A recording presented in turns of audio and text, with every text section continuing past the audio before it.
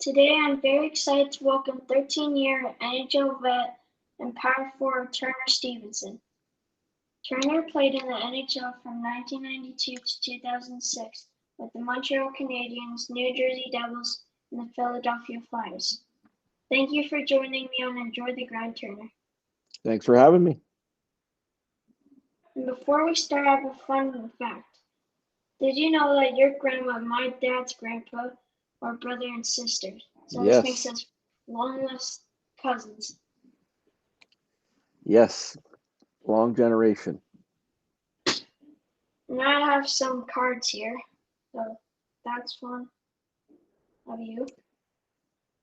Another one.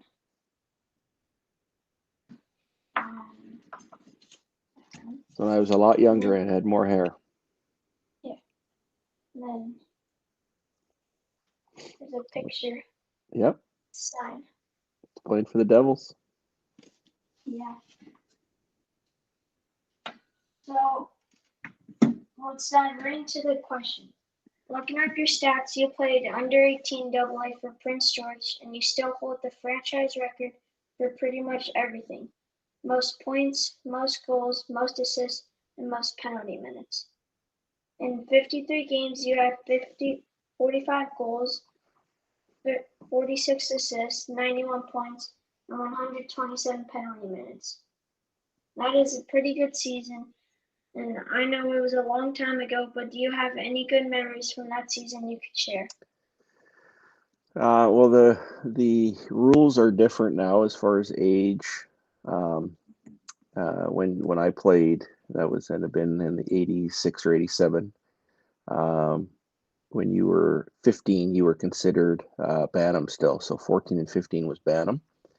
And now it's 15 and up is midget now. So the rules have changed a few years after that. So that last year I played Bantam before I came to Seattle to play junior. We had a very good team. And we won the provincials that year. So we were the best team winning the provincials in British Columbia. And I want to say about 11 of the players, I think, on that team either went on to play in the Western Hockey League or play in the BCHL.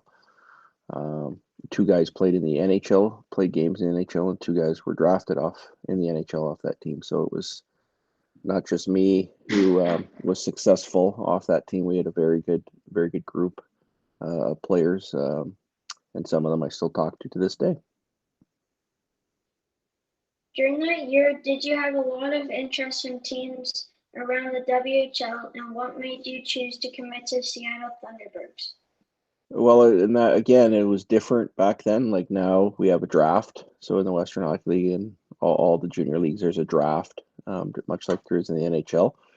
Back then, you just got listed. So back then, there was no draft. There was just if a team liked you, they got put on their 40-man list. They were allowed to carry a maximum of 40 players, including the ones that were currently on the team. So it wasn't a matter of my choice of coming to Seattle, but I went to a couple different junior camps. I went to Spokane Chiefs camp, and then I went to the newest Minister Bruins camp, and then I went to the Seattle camp, not thinking I was going to make the team, just for kind of experience, and then try the following season to make it as a 17-year-old. But I was fortunate enough to play well, and they were making a lot of changes, so I made the team, and that was the start of my junior career. You played for Seattle Thunderbirds for 4 seasons and had great individual and team success. Can you tell me what year did you enjoy the most? Well, my second year would have been, that was the year I was drafted, but we had a really good team. Peter Nedved, he came over and defected from the Czech Republic or Czechoslovakia then. It wasn't the Czech Republic yet. And we had a lot of good players on that team, so it was a lot of fun. We didn't lose many games. We lost in the finals to Kamloops, who had a very good team as well. But as far as my junior career, as team-wise, that was the best team I played on. You were drafted 12th overall in 1990 to the Montreal Canadiens. Tell me a bit about that day. Where were you? Did you have talks with Montreal previously, and how happy were you to hear your name called? Let's work a few of those backwards. Um, I did not talk with Montreal before the draft, and a lot of other teams I did. Montreal wasn't one of them. Um, it was in Vancouver, so that was special because it was in our own province. I was still living in Prince George, so I had a lot of family um, and friends, and everybody was held in BC Place. So it was a lot of people. So it was nice to be in my home province and be taken by Montreal. And when I was drafted by them, I was very excited. I was a huge Montreal fan growing up. When you grew up, when I did in the late '70s and early '80s, you either like the Maple Leafs or the Canadians. So I was always a Montreal Canadian fan. So it was very exciting for me to be drafted by them, especially in the draft being in Vancouver. Yeah, that's awesome. I see a lot of moms cry on TV during the draft. Did your mom cry when you got drafted? Yes, she didn't right away, but she did later on when we were doing all the pictures, and she got to meet because she's a big Montreal Canadian fan as well, and a lot of my sisters are. So they all got to meet, like, Serge Savard was the general manager then, and you get to meet Jean Beliveau and a lot of famous Montreal Canadians. So everyone was very excited. I was looking at the 1990 draft and it was deep. Owen Nolan, Peter Nedved, Keith Primo, Mike Ritchie, Jaromir Jagr, the top five, and other all-stars like Daryl Sidor, Darian Hatcher, Keith Kachuk, Martin Brodeur, Doug White, Felix Potvin, and Jeff Sanderson all go in the top 2 rounds. It must have been an honor to be in the same category of such elite players. Yeah, there's a lot of later ones in that. Like there is it every year. Every year the draft is it's hit or miss because there's a lot of guys that were in the first round or the first 2 rounds that didn't play. So it's different for everybody. Um, the draft though is, it's a very exciting day and an honorable day, but it's also just the start, and all the work begins after that. Whether you're taken in the first round or the 10th round, that doesn't matter once you get to training camp, and you're trying to make the team and be a part of the team. It's the players who fit in best with the team, work the hardest, and end up making the team and staying there committed towards the team and your individual work that end up playing on the team a long time. Before turning pro, you were selected to represent Canada at the Under-20 World Junior Championship. Where was the tourney held and how did you do? That was a great highlight. It was in Fussen, Germany in 1992. Our team didn't do well. It was one of the worst showings Canada had. And it's always a sore spot that we didn't do well because we had a very good team. We had all the names, a lot of the names you remember. We have Hall of Famers, Daryl Sidor and Scott Niedermayer and Richard Mathachuk and Carl Dykhouse and Jason Cullimore were our defensemen, and John Slaney. We had Martin Lapointe on that team, Paul Correa, Eric Lindros, Patrick Poulin. So we had a very good team. We just didn't perform. We didn't come together as a team and a group. And that's when the World Junior was a round robin. You just played everybody once, and whoever had the most points would win. And we didn't perform as well as we should have with that amount of talent. So like you said, Eric Lindros, Daryl Sidor, Paul Carrera were on that team. Must have been fun playing with those guys. Do you remember who was on your line? I played a lot with. I remember Jeff Nelson and Steve Junker and Chad Penny on my line that I played most of my time with. But yeah, there's a lot of good players on that team. A lot of friendships that I have later on. I'm good friends with Scott Niedermayer, and I'm friends with Daryl Sidor that I talk to when I run into. I got to play later on in my life with Scott in New Jersey, which was a good honor as well. The next year, you jumped into Fredericton Canadians lineup with the AHL. Looks like you had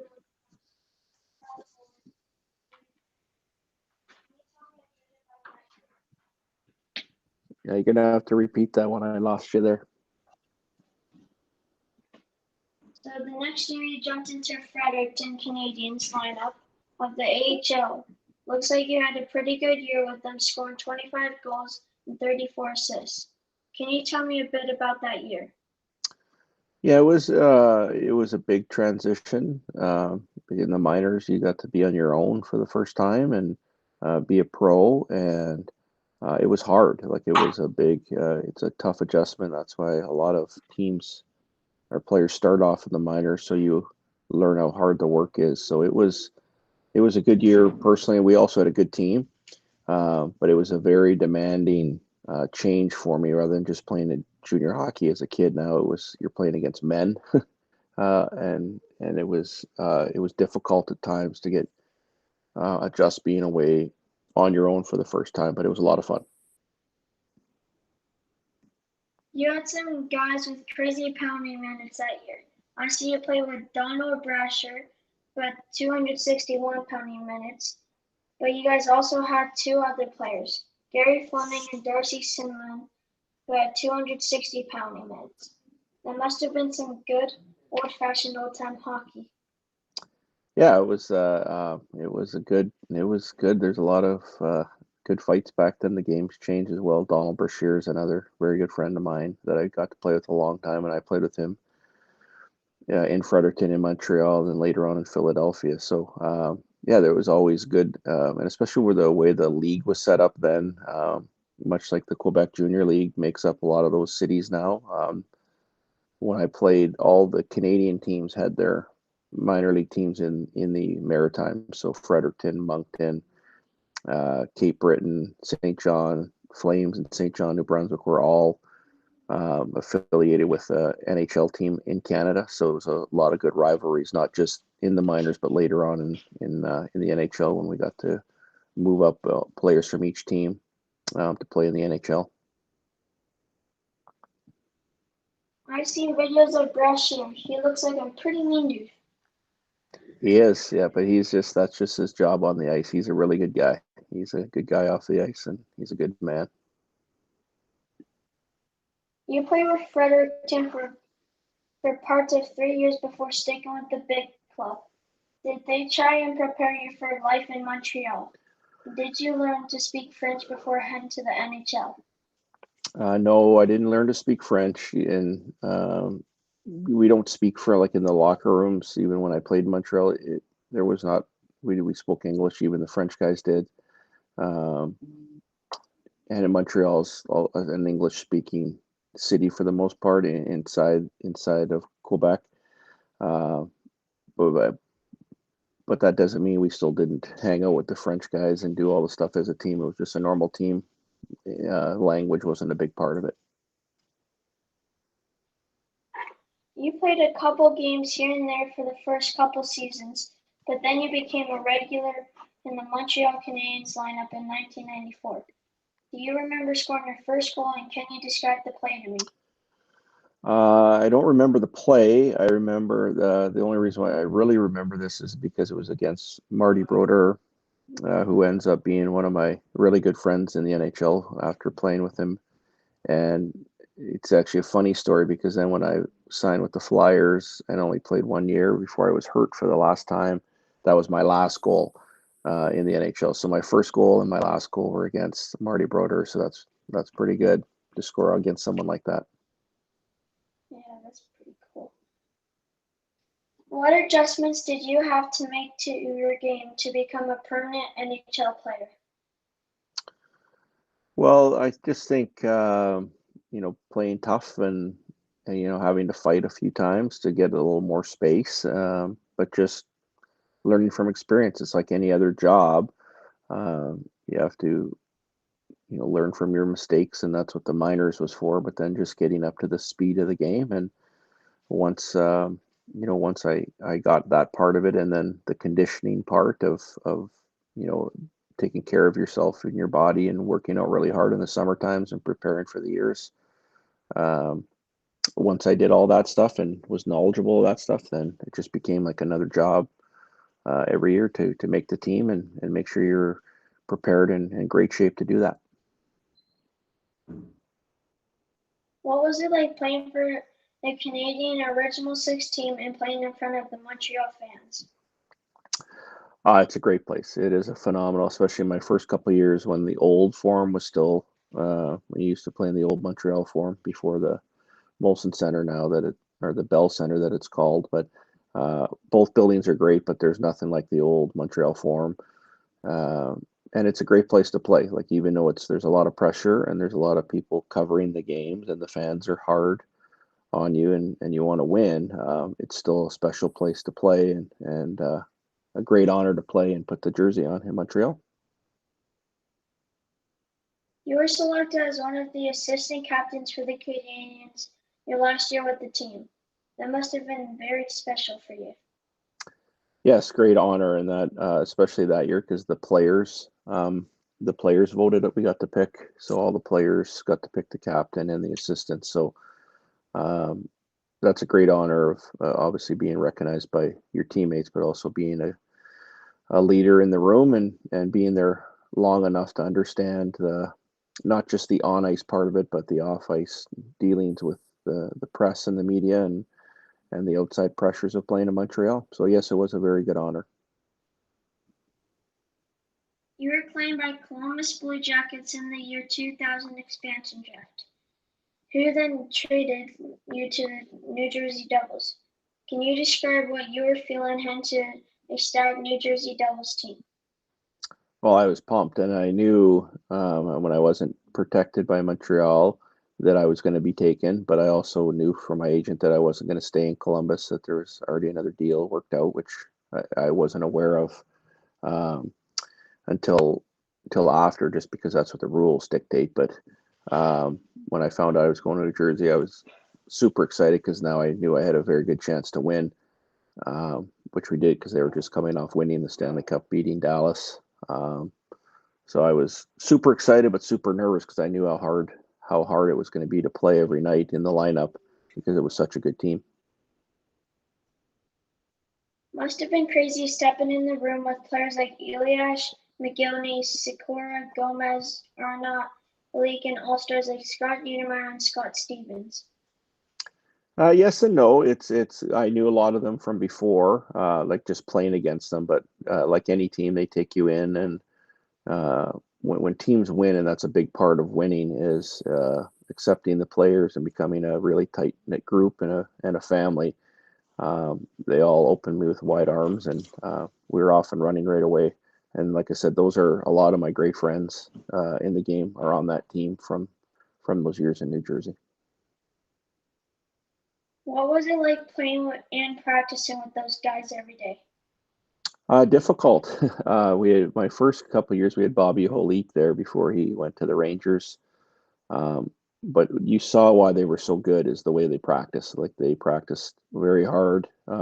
Practice was very demanding, physical, and they played exactly the same way in a game. So um, when you're on great teams, it's not a mystery why they're good. They have good players, but the way they prepare and how hard they work, the way they practice, um, obviously makes the team much better on a daily basis. And when you have the best goalie in the world in net, that doesn't hurt either. I have interviewed a few people that say that Scott Stevens was their favorite player growing up, but I have never interviewed anyone who has played with him. Do you have any good Scott Stevens stories you could share? Well, he's very Scott is a very quiet person, like as a leader. So he's not a very vocal um, player. He plays how you see him play on very intense and very motivated, and he keeps to himself. So it's not a matter of him being a funny or a very talkative rah guy. He's very intense, and he lets his actions, how he plays, speak for himself. He's in very phenomenal shape. Like he's one of the earlier guys, even before conditioning, how it's taken off today, how great shape the athletes are in. He was doing that way back in the 90s, and he was always a fanatic working out. It was always something we all strive to keep up because we knew in order to compete against him, we had to do the exact same things on and off the ice that he did. Martin Broder was a beast today. He started something like 72, 73 games back then. Yeah, every year, and then I don't think those records will be broke, the ones he plays, like even all my 4 years there, and the years even playing against me in Montreal, he would play 70, 80 games, almost out of the 80 games every year. Um, so he was a workhorse. You don't see that much anymore of a player playing that much. I wish I had him in my fantasy hockey draft. He started like almost every game. He got us like a lot of points. It would be a lot of points every year. Yeah, he's going to play at least 70 as long as he didn't get hurt. And another fun thing was I had an HSL like interview with Martin Broder, and I was lucky enough I got to ask him a question. That's And it nice. was, yeah. So winning the cup in 2003 must have been amazing. What was it like lifting the cup over your head? Well, it's the best feeling in the world, especially from when I got there my first year. We lost to Colorado in Game 7, and we had a chance to win at home in Game 6. So having that feeling of losing and not knowing that you'll ever get a chance to do that again was disappointing in 2001, but to get another opportunity in 2003 and for us to do it was amazing, and to erase that feeling of losing the two previous years was outstanding. And there's nothing like when you get to lift the cup over your head. That's what you play for your whole life as a young kid, all the way growing up, and then actually getting an opportunity to do it. There's nothing to describe it, but it is a truly amazing feeling. Was your family there to watch you win the cup? Yes, my mom and dad were there. Yeah, and they came in '01, but we didn't win. But they were there in the stands when we won in 2003. Yes, they were. Nice. What did you do with the cup on your day with the cup? Well, I was fortunate. I took it last just because I live in Seattle full time, and I wanted to bring it to Prince George. So I just said if I get it last, which was on the end of September, just kind of before training camp, at the end of summer, that they would give it to me for 2 days. So I got to bring it to Prince George. We took a plane up there, and I got to keep it there all day, and then we flew back, got it back to Seattle here the following morning. And after we had a big party with all my friends and family in Prince George, and we brought it back here for family pictures. And I took it to the golf course, and it just the main thing is when you do get it is like at least for me, it's I wanted everyone else to enjoy it. I enjoyed my time because I already won it, so I know that feeling on the ice. But I wanted everybody, the family and friends and people who helped me out as a young player, but also then my wife's family and my junior families down here in Seattle wanted them to enjoy it. So that's the best part of when you do get it in the summertime is seeing all your friends and family's reaction and everyone being very emotional and getting to touch it or drink beer out of for the first time in their own life is very rewarding. After your days with the Devils, you signed with Philadelphia Flyers but struggled with injuries. Do you wish you could have played a few more years, or were you ready to retire? Well, you always hope you can play as long as you can, but that was once my hip got done. That was I've had multiple surgeries. I've had over 12 or 13 surgeries in my life from playing hockey. So it's um, I was at towards the end of my career, and then I had to have my hip redone, and I got it done, and it was never the same as far as pain and skating and doing the work to get back and play. So no, I don't regret that I retired earlier, couldn't play any longer. I had a great career and gave everything I had, and was ready once that was done for the final time with an injury. Then I was done playing. Okay, time for some fun. I'm going to ask you a few more questions I like to ask all my guests. Over your years in the league, who was one of the funniest guys in the dressing room? Jim McKenzie, who I played with in New Jersey, by far the funniest person ever. And Do all you his have a stories favorite? are not for good ears. So there's a lot of swearing in there. We can't use those. Do you have a favorite coach that you like to play for and why? Pat Burns is the best coach I've ever played for. I had him in Montreal when I first started, and then I had him in New Jersey when we won. He was just very good at running a bench, as far as letting whatever player, didn't matter your talent level, whoever, he had a very good read on the team that he was coaching and who to play at certain times.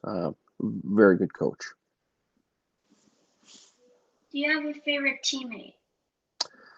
There's too many. There's a lot of great players I've played with throughout the years. I don't have one it depends what team. Like I have great friends from Montreal, and Brian Savage and Saka Koivu and Craig Rivet are all guys I still talk to, and Scott Thornton. And then in New Jersey, Martin Brodeur and Jim McKenzie and Scott Gomez. Those are all guys I'm very close with. Do you think hockey is better now or better during the time that you played? Much better now. It's always, I'm not one of the guys who said that, oh, I could have played now. I think the game is so, especially live, it's a great game live when I go watch games. And most of that has to do with the conditioning. The players are in such great shape in their nutrition and everything, how they take care of themselves. So I like today's game. It's a different game as far as uh, the clutching and grabbing and taking the red line out of the game. So it's not necessarily the same game, but it doesn't mean I didn't enjoy playing when I played. If you could create an all-star lineup, 3 forwards, 2 defense, and 1 goalie, what would it be? Wow. So on that's goalie's easy as Martin Brodeur, and then the best defenseman ever that and player I've ever played with is Scott Niedermayer, and Scott Stevens would be on the back end, and then talent wise up front I would have Scott Gomez, Alexander McGillney, and Saka Koivu. That would be my forwards up front. If you could steal any player's skill, what would it be and from who? Oh boy, I would skill the best forward or skill I've ever seen is Alexei Kovalev when he played for the Rangers. That was, and then I ended up playing against him at Montreal years later. But that was stick handling and the ability to handle the puck and shoot like that would be something. I have no idea what it's like to do that. Silky Mitts? Silky mitts, exactly. That's not me. Who was the best player you ever played with and against? Scott Niedermayer. I said that before. Scott is the greatest NHL player or player period I've ever played against or played with. I think he's a phenomenal player. And against would be uh, when I was younger, Mario Lemieux in his first couple of years when he was still healthy was still in his prime and was a great player. And so was Jagger on that team in Pittsburgh. They were probably the two of the best players I've ever played against. Who do you think is the best player in the game today? Still Sidney Crosby. He's Canadian, and I still think he's a great player. He does such great things, not only as an offensive player, but away from the puck. And he strives to improve every year, it looks like. And whether it's face-offs or away from the puck, I still think he's the best player. McDavid's not bad either, though. I really like McDavid. He's a pretty good player. So over all your years of hockey, do you have a favorite hockey memory that stands out to you? Yeah, winning the Stanley Cup is the biggest one. That's my number one um, memory of playing. My other really fond memory is I got to play in the last game in the Montreal Forum when we moved over to the new building, and all the old timers and all the players we got to bring out and be involved with the closing of that building. That was a special night too. What was the biggest goal you ever scored? Probably my first one. I remember that the most. I scored one in the playoffs in this when we played Tampa Bay, and we're the year we won, going to the final. So um, then my other biggest one would have been scoring, I think, in game 3 or 4 of the year we lost to Colorado, I scored a game winner in Colorado versus Patrick Roy. So that was a big goal for me. Do you miss playing competitive hockey? Yes and no. Like I said, I don't miss like that's what everyone, when we're done retiring, is the amount of work that goes into playing. That's what everybody doesn't understand, is how hard it is to train and do all that stuff. So I don't miss that, but I do miss being competitive and being around the guys in the dressing room and stuff, because that's a lot of fun, a lot of good memories. So after playing in the NHL, I hear you have been coaching the game. What teams have you coached? So I coached junior hockey when I was done. I was the assistant coach in Seattle here, where I played for the Thunderbirds for 4 years, and then I started coaching my own kids' teams in Everett, Washington, which is just north of Seattle, and then where I'm at now is the Northwest Stars, but it's the same program, so it's just midget hockey, 18 and 16-year-olds. So I get to do that and stay busy. I like that age level. The kids are really dedicated to trying to make junior hockey. So I like doing that. I get to be close to home, and I get to be the boss. So I get to be in control of those things, but get to teach the kids the important parts of the game, and moving kids on to junior hockey. So that's what I've been doing here the last 4 or 5 years. How's the season going? We go to regionals this upcoming weekend, and then we're all done. So unless we win and go to nationals. So, but it's been a long year. It's been a weird year in COVID. Um, our league, which usually is in Minnesota for most part of the year, got shut down. We had to do everything in Dallas this year, so we were in Dallas once a month for a week at a time for all of our league games. We're in Texas this year just because everything was shut down. Well, good luck in regionals. All right, we'll need it. So lastly, do you have any advice that you could give me or any other young players for our hockey careers? Just keep working hard. It's an old cliche, but that's what you have to do. Keep loving the game. Don't listen to anything on social media. Just keep your passion for the game. You have to work extremely hard, and don't quit ever until they tell you can't play anymore. So whoever's the last guy standing, and most of all, have fun doing it. And the other most important cliche is make sure we do well in school, so you can keep your options open to go into college or university and play this game as long as you can. Thanks, that's great advice. And there we have it, Turner Stevenson, 13-year NHL career, and now taking his knowledge to the bench and sharing it with the next generation. I want to thank you so much for taking this time with me and enjoy the grind. This was a lot of fun, and I'm very happy to have met you. I wish you all the best on your life after hockey, and good luck with coaching. Thanks again, Turner. All right, thanks for having me. You have a great. I'll be watching in your minor hockey career. Good luck. Thank you. And for those watching, please like and subscribe.